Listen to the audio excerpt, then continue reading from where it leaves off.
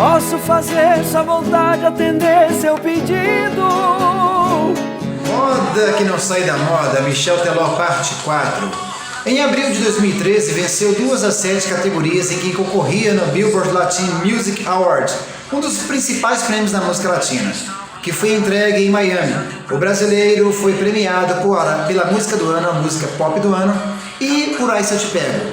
O cantor sertanejo ainda venceu na categoria de melhor música latina, a Top Lady Song, na Billboard Music Awards de 2013. Apesar de ter nascido na cidade de Medianeira, no Paraná, ele residiu e reside também em Campo Grande, no Mato Grosso do Sul, desde a infância. Ele é torcedor do time de futebol Grêmio.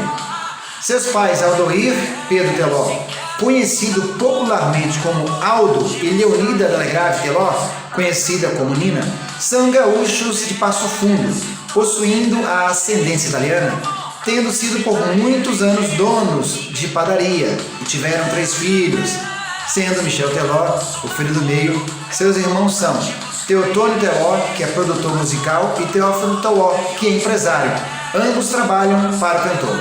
Seu nome era para ter sido Teodoro, mas como seu pai era fã do jogador Michel Platini, resolveu dar esse nome como uma homenagem ao jogador Michel.